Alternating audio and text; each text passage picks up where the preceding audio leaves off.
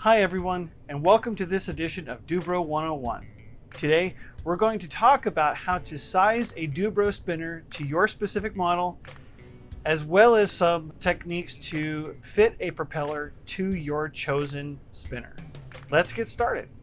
Before selecting your spinner, there are a couple of considerations that you should first make.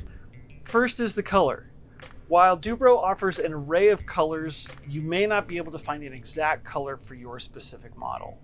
However, the plastic of Dubro spinners is really quite great in that it takes spray paint very readily. Sometimes to promote adhesion, I usually scuff with some steel wool or even some 400 grit sandpaper. Sometimes you can even use some self-etching primer to help promote the adhesion process. All of these materials you can find at your local hobby or hardware store. On a final note about paint, it should be noted that if you use an electric starter of any kind on the spinner, it's going to rub off the paint over time. So you can either live with that or accept it, or just live with you're going to have to repaint it at some point eventually. The second consideration is the size of your Dubro spinner. The general aerodynamic principle to select a spinner diameter is to select a spinner 1/5 the diameter of your selected prop. This may not necessarily be desired for a scale model or the motor or engine that you've selected for any given model. However, it's a good guiding principle for you to remember. A majority of the time, if you follow the 1/5 rule, the propeller is going to fit the openings of the propeller hub just fine.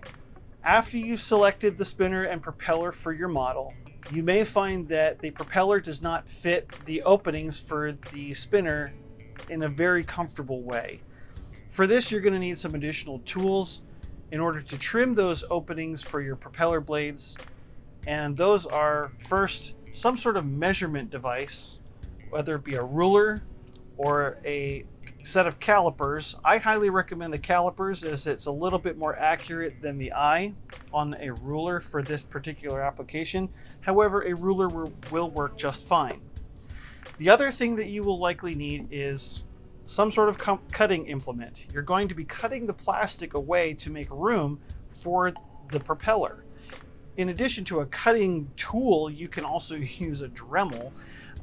Though you have to be careful to watch your fingers. I don't exactly recommend it, however, it can provide some really great results. I generally find it easiest to just sort of mash the propeller and spinner together and measure how much I need to trim from the depth of the opening.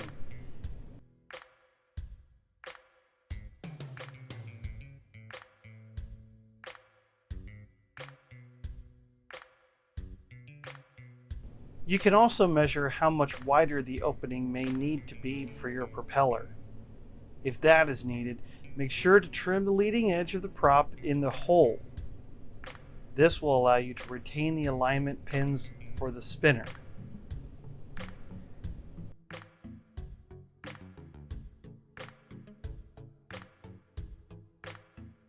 You can now mark lines on the spinner to increase the size of the hole to your propeller. I like to use a fine tip marker for this, and don't worry about if you mess up the marking.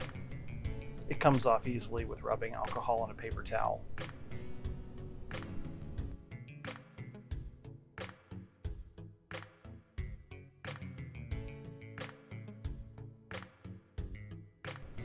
As a general rule, I try to blend my cut into the arch of the spinner opening for a more finished look.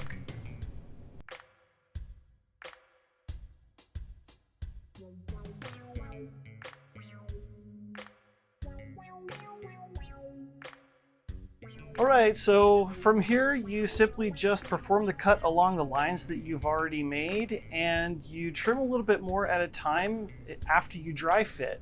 So rinse and repeat. Cut, dry fit. If it needs adjusting, cut a little bit more, and go from there. Keep in mind that you want to try to remove the same amount of material on both sides, or in the case of a 3-blade spinner, on all 3 sides. This is important in order to help try to maintain the spinner's balance.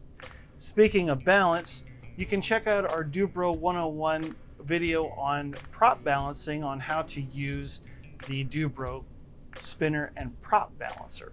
You can use the Dubro spinner and prop balancer to balance your spinners. I generally like to balance my spinners with first just the back plate.